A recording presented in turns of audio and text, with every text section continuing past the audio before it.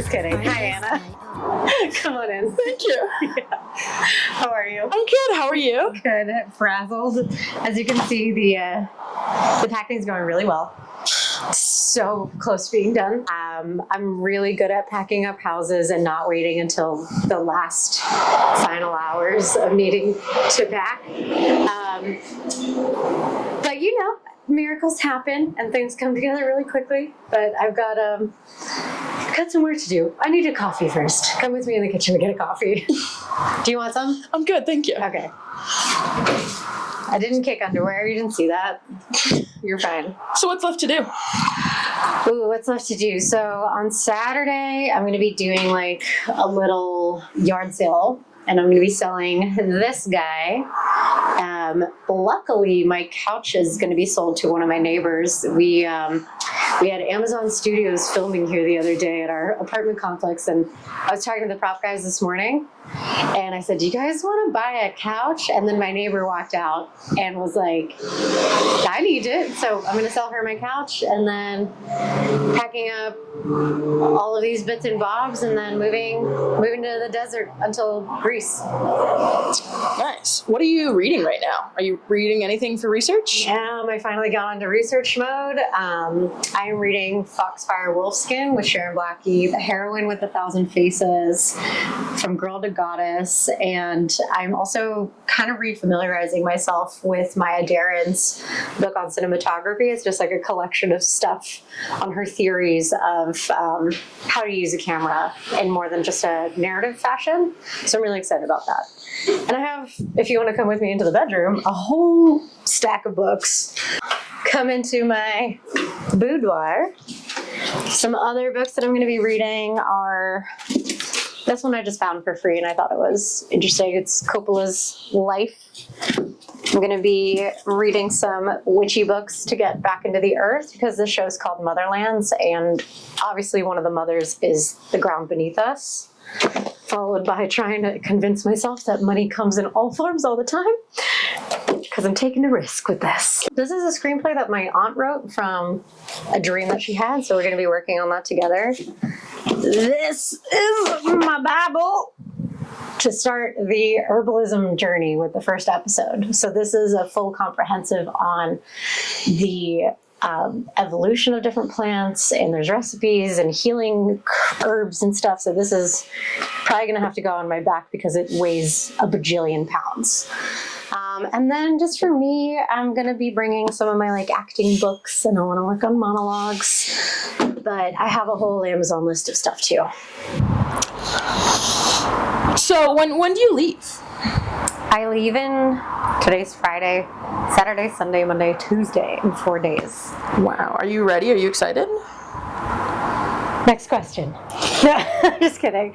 I'm incredibly excited. Like, this is a concept that I've had for like the last 3 years, and it's starting to really finally gel, and people are interested, and I'm excited to just have that first week be with my family and chill. So is that your plan the first week while you're there? Yeah, the first week when I get there, on the night that I arrive in Thessaloniki, I'm going to be interviewing my mama and just starting Motherlands with my mother. And that's going to be interesting.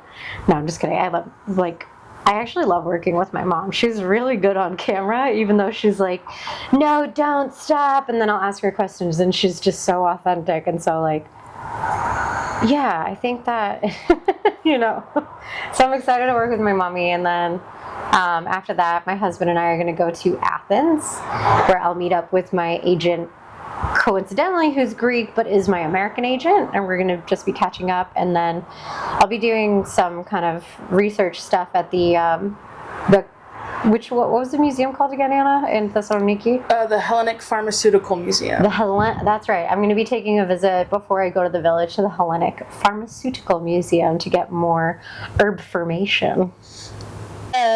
Did you get a round trip ticket to Greece? Did I get a round trip ticket? No. I decided to just do a one-way vibe because honestly, I don't know how long the whole process is going to take, and I don't know what this journey is going to take. When we were looking at booking around a round trip ticket. It felt almost unsafe to come back to LA, not because like there's anything scary here. I mean, there is, but it was more just like I knew that the journey needed to have this openness to it. And when I booked the one-way ticket, I felt like a breath of fresh air. And I just, I don't know. I'm going for the pilot, but I feel like there's more to happen. If you want to take a look at what I'm packing for my journey, it's clothes. It's just clothes. It's just clothes. And I don't know how to narrow it down. So maybe we'll do a whole other thing where we talk about what things I should bring. But I mean, I think I have like 6 dresses, 5 sweaters, 4 pairs of pants. It's really not that much, but apparently it is. So, What are you going to miss about LA? what am I going to miss about LA? What am I going to miss about LA? Nothing. No, I'm just kidding. I'll get out of there. So, I'm going to miss the food here, which I know is ironic to say because I'm going to get up. We'll just worry about that later. What am I going to miss about LA? I think this sounds ironic because everybody talks about Greek food, but I think I'm going to miss the food here and like access to different cultural cuisines, like that. And I think the ability to speak English regularly. It does my head in to speak Greek for too long, but hopefully the Greek will come back better. And right now, that's it. I'm actually looking forward to not having Hollywood and things and stuff. Like I'm looking forward to just having people and fresh air. Can you give us a hint about what to expect in the Motherland series?